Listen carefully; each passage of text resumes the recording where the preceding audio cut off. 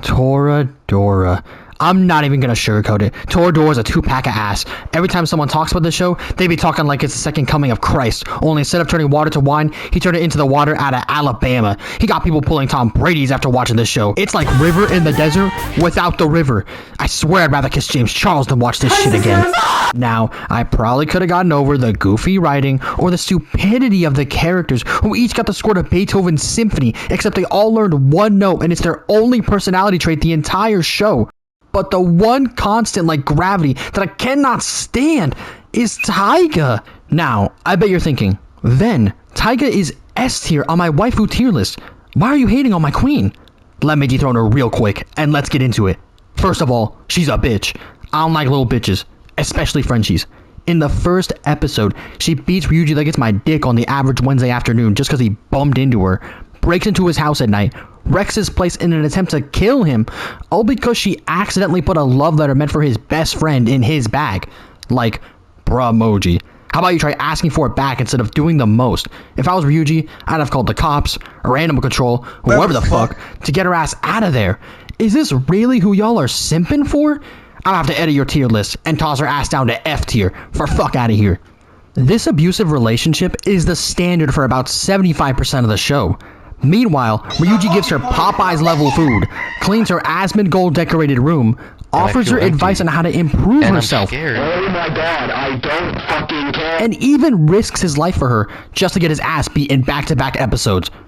Like, come on, bro, fight back!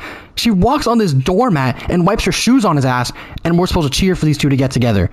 I swear, every time she was pulling this nonsense, it gave me hemorrhoids in my ass. I wanted to reach through my screen and do a WWE John Cena Rey Mysterio on her. Not to mention she's a huge klutz, talks big shit, but is the type of person to slip on a banana peel. Personality of an average Twitter user. Everybody talks about how sad and intense it was when Taiga got lost in the snow on that ski trip. When she fell off that mountain, I was laughing my ass off. She's the embodiment of someone who fell off.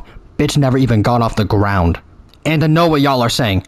Then, she's supposed to be bad. She gets better as the show goes on. That's how she grows as a character. Like, I know you motherfuckers be reading Judy Moody like it's the Bible, but this ain't a 100-page Scholastic Book Fair book. It's a 13-hour watch. Be for real. By episode 19, she finally dials back the abuse and starts being a somewhat normal-ass character out of like 25 episodes. It takes a majority of the show for her to go from acting like a 4th grader to a 5th grader.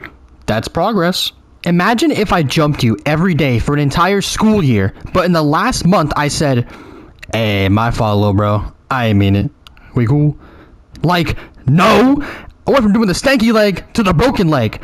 Taiga just does so much from the get-go for so long to get swept under the rug and forgotten by the audience because she cried during Christmas.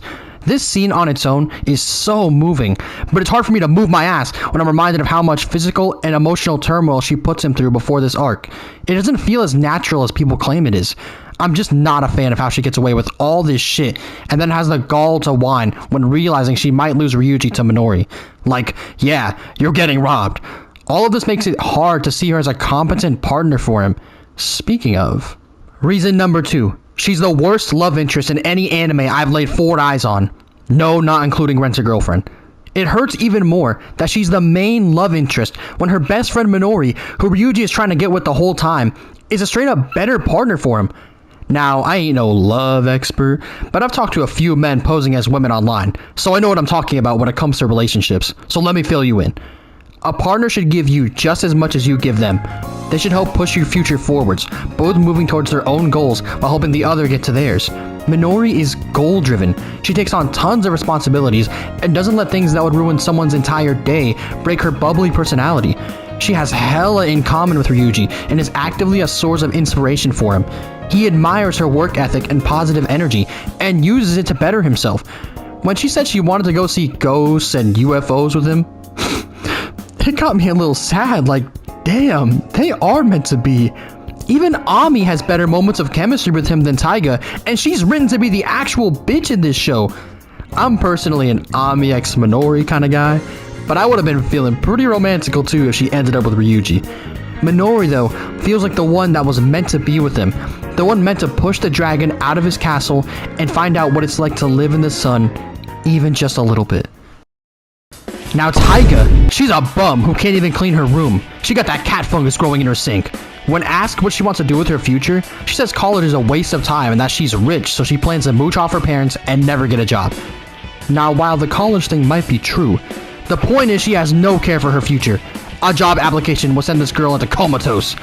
All she wants to do with her life is sit around playing Marvel Rivals and wait for Ryuji to do everything. That's not a relationship. That's straight up slavery. If this is the kind of relationship you're looking for, then I got a recommendation for you. It's called therapy. The chemistry these two have is more like brother and sister at best, rather than a legit couple. Remember my Alabama comment from before. By the end, I can't see this relationship benefiting either of them in a healthy way. Taiga isn't an independent woman. She's a dependent.